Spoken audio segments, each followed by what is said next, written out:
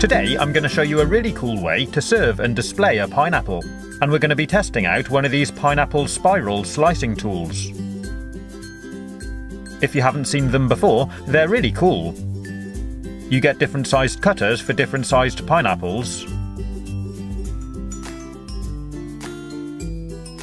The handle clips into the top. And this kit even comes with a tool for slicing the pineapple into wedges.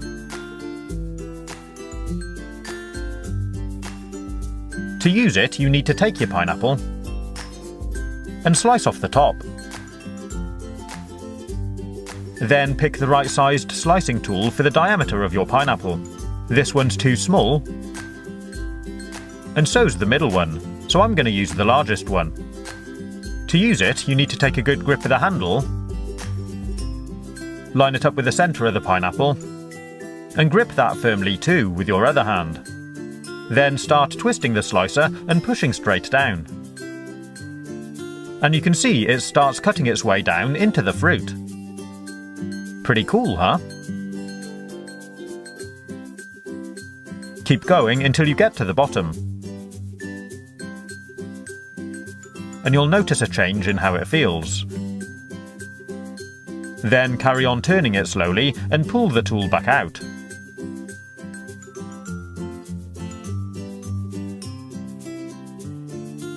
And there we go, we've removed the fruit and hollowed out the pineapple. If we look inside, you can see it's left the hard core in place and there's a little bit of juice. The next step is to remove the handle, and if you like, you can turn it upside down and slide the fruit straight off. And use it however you like. If you want to use the wedge cutter, you leave the pineapple on the tool, take the wedger, and the idea is you push it straight down and it cuts it into wedges. For me, it started off okay, but then as I pushed, the bottom part exploded out. Maybe I weakened it as I took it off the tool earlier. Or it may be because the diameter of the pineapple is about the same size as the wedging tool, so there's not much clearance.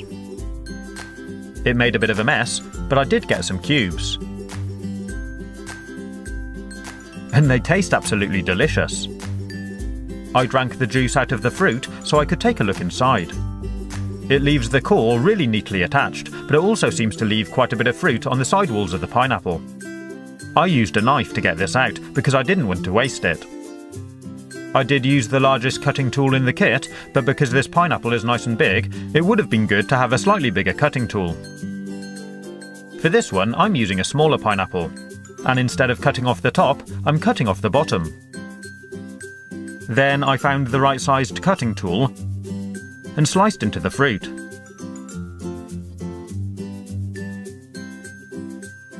And once I reached the end, I started to pull it back out. It looks really cool, and if you like, you can spread out the rings to make this really sweet spiral.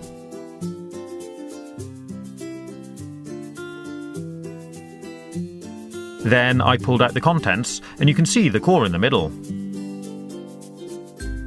The next thing I did was to cut through the skin of the pineapple at the top, making sure not to cut through the core, so you have something which looks like this. And now I'm going to use the pineapple rings. If I had wanted to cube it, I think this would have worked a lot better than before, because the fruit diameter is smaller than the wedging tool this time. But I'm not going to be using it. Instead, what I'm doing is taking the skin and sliding it down back over the fruit. Then removing the tool.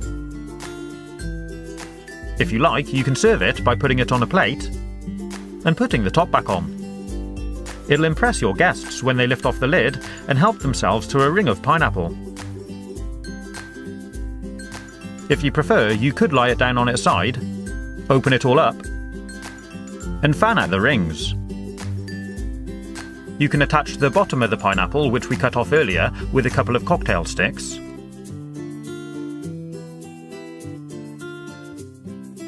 And there's our pineapple display. It looks really good, and it makes a great centerpiece. I put it on this white background, so it really stands out. You could use it as part of a display and surround it with other fruit. And if you want to eat it, you can just pull some of the fruit off the core, and it's ready to go. I hope you've enjoyed watching this video. If you want to see more, you can click on the links or take a look at my YouTube channel page. Stay safe, have fun, and as always,